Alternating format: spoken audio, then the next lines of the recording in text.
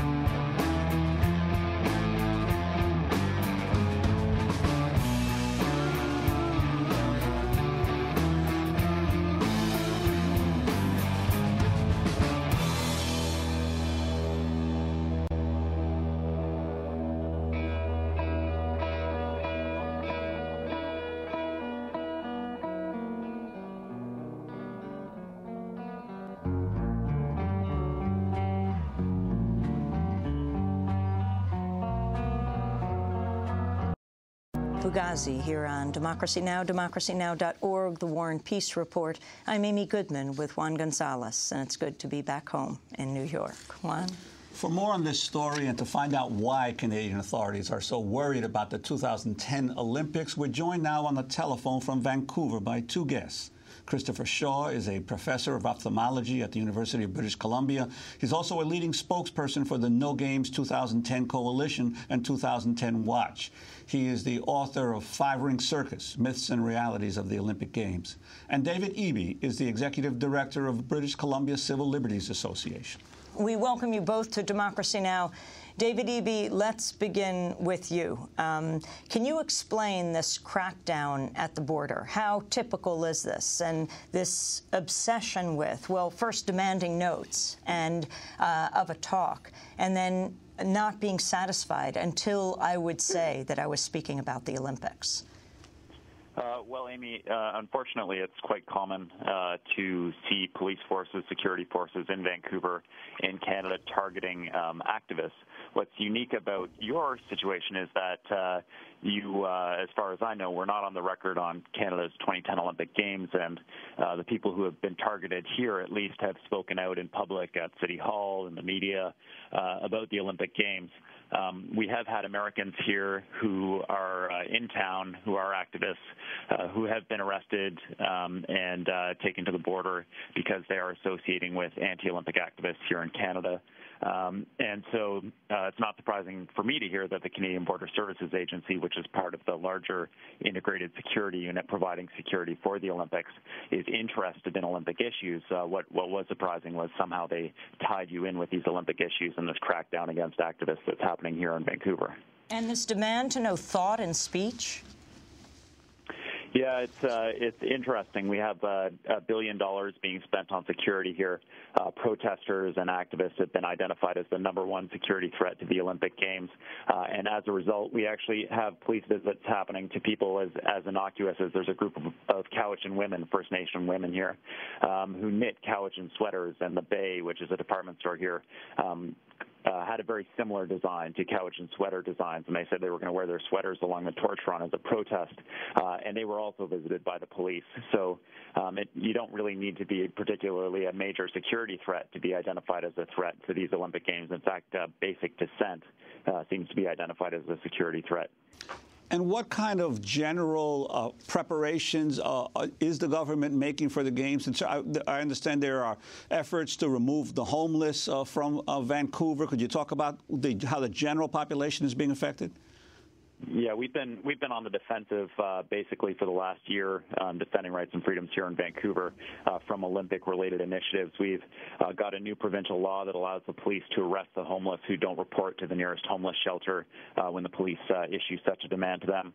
We have our police department investing secretly in new equipment that we find out about only accidentally, like LRADs. This is the device that we saw used on protesters in Pittsburgh at the G20 there.